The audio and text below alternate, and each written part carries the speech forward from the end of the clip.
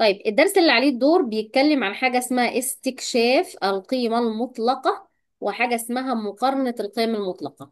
قبل ما نخش في الدرس ده على طول عايزين نفهم يعني ايه قيمة مطلقة.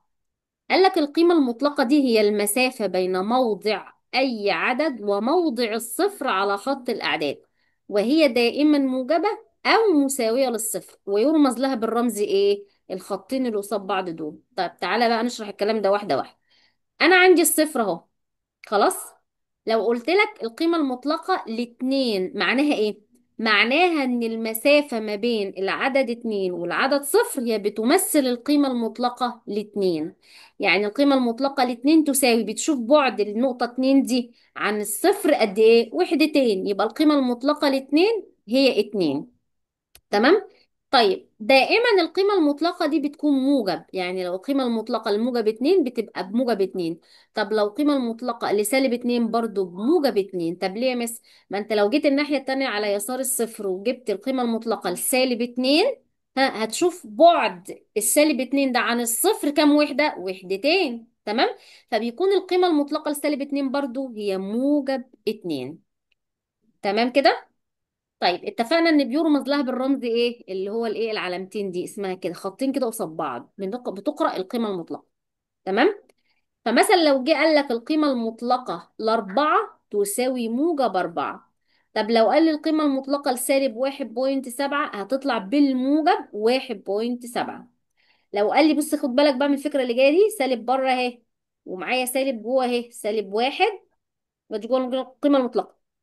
السالب دي هتفضل زي ما هي، ماليش دعوة بيها.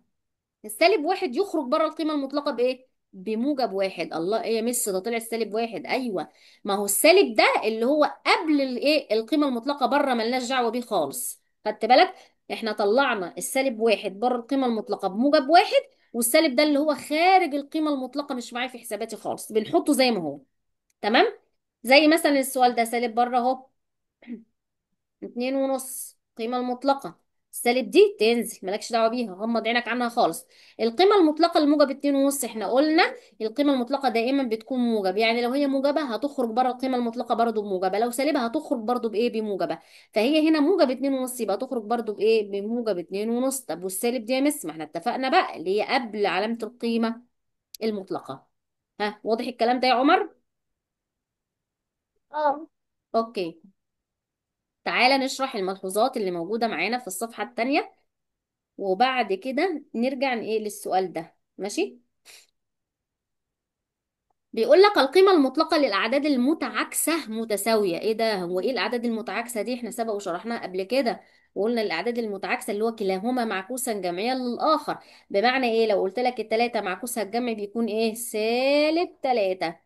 طب سالب أربعة مثلا معكوسها الجمع بتبقى موجب أربعة، زيه بس بعكس الإشارة. لو هو اداهولي موجب بقوله أنا بالسالب، لو اداهولي سالب بقوله بالموجب. ده مين ده؟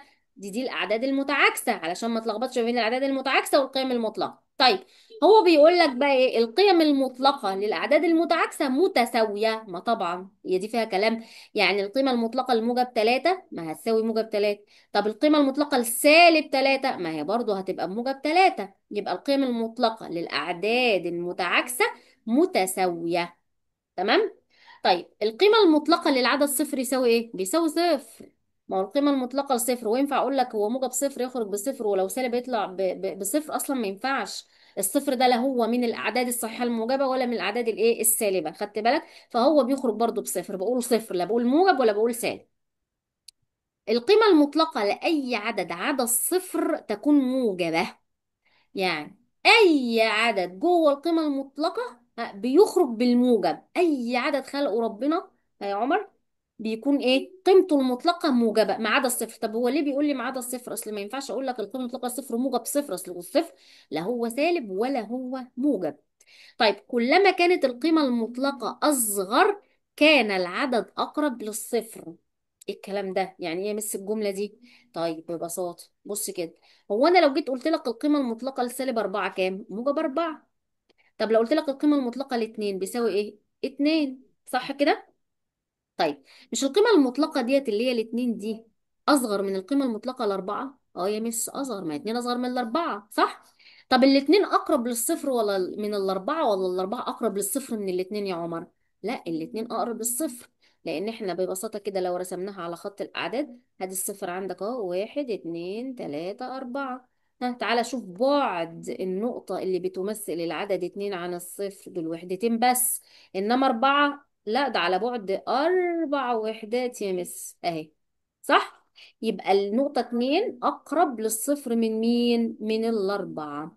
يبقى هو بيقول لك ان كلما كانت القيمة المطلقة اصغر، كل ما العدد يكون قرب للايه؟ للصفر. طب العكس، نعكس الجمله، يقول لك كلما كانت القيمه المطلقه اكبر، ما هو اكيد بيبعد بقى، هيكون ابعد ايه عن الصفر. يعني الاربعه بتكون ابعد من الاثنين، طب ما هو الاربعه اكبر من الاثنين، فطبيعي تكون ايه؟ اكبر من الصفر، وبتبعد عن الايه؟ الصفر قصدي. خدت بالك معايا من الملحوظه دي؟ في حاجه مش فاهمها هنا؟ بتيجي في الاكمال. تمام. اوكي. طيب طبعا دي الجدول ده اهو، بص كده، افهم واحفظ واذاكر. انما حفظ بدون فهم ومذاكرة كده غلط. اوكي. تمام. طيب نيجي بقى المثال اللي هو اللي فوق ده.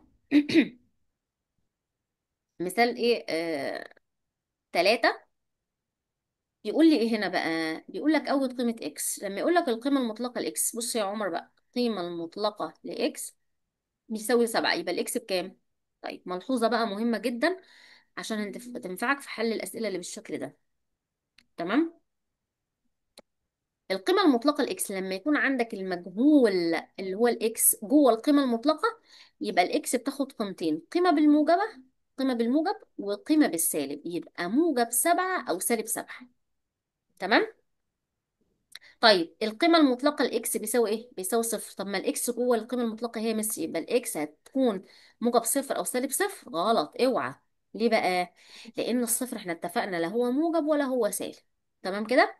يبقى انا بقول له هنا الاكس بصفر على طول، ما بقولش لا موجب ولا سالب.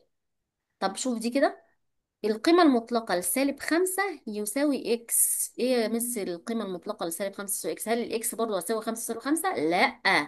احنا قلنا لما يكون الاكس جوه القيمة المطلقة، ها، المجهول هياخد يا اما قيمة سالبة يا اما او قيمة موجبة، دي او دي. طب لو انت عندك المجهول بره القيمة المطلقة، يبقى الاكس بتاخد قيمة موجبة فقط، يبقى الاكس بايه؟ بموجب 5 بس. خدت بالك؟ مثلا دال اهي، اكس يساوي القيمة المطلقة ل 11. طب يا مس ده الاكس بره القيمة المطلقة، يبقى اذا انا عندي قيمة موجبة واحدة فقط، هتخرج ال 11 من القيمة المطلقة بالموجب، فهتكون الاكس بموجب 11. فاهم حاجة؟ تمام كده زي الفل. طيب تعالى نشرح الجزئية دي علشان نروح على حل الأسئلة على طول. لما يجي يقول لك القيمة المطلقة لسالب 3 زائد القيمة المطلقة لموجب 4 يساوي كام؟ ينفعش أجمع كده، لازم أخلص من القيم المطلقة الأول وبعد كده أجمع. أهو القيمة المطلقة لسالب 3 تخرج بموجب 3، زائد القيمة المطلقة لأربعة تخرج بموجب 4. ها، أجمع بقى 3 و4 يديك كام يا عمر؟ يديني 7 بس. فاهم حاجة؟ تمام. تعالى على حرف الباء، بص كده بيقول لك ايه؟ القيمة المطلقة لتسعة ناقص القيمة المطلقة لسالب 7. تمام، نحلها ازاي؟ أول حاجة أخرج بره القيمة المطلقة، القيمة المطلقة لتسعة ما هي بموجب 9 ناقص، مالكش دعوة بيها خالص. القيمة المطلقة بقى لسالب 7 تبقى بموجب 7 أهو. أمال ده إيه يا مس؟ مالكش دعوة، احنا قلنا السالب اللي بره القيمة المطلقة ده ماليش دعوة بيه خالص. خدت بالك؟ يساوي، أطرح عادي خالص، 9 ناقص 7 يساوي كام؟ يساوي 2. ها، فاهم حاجة؟ تمام. طيب بتفرق في الضرب؟ لا خالص، عادي خالص، بتاخد برضو القيمة المطلقة وبتضرب، او بتاخد القيمة المطلقة وتقسم لو كانت اسمها خلاص. فمثلا دي سالب 2 في القيمة المطلقة لسالب 6 اهو. القيمة المطلقة لسالب 2 تخرج بموجب 2 يا مس زي ما انت قلت لنا، في القيمة المطلقة لسالب 6 تخرج بموجب 6 اهو، 2 في 6 بموجب 12 بس كده. ها. تمام. تعال نشوف واحدة اسمها القيمة المطلقة لسالب 8 على القيمة المطلقة لاتنين اهو. القيمة المطلقة لسالب 8 ب8 على القيمة المطلقة لاتنين بموجب 2، اقسم 8 على 2 يديك موجب 4. ها، في مشكلة في الكلام اللي احنا قلنا ده؟ تمام. تمام ماشي.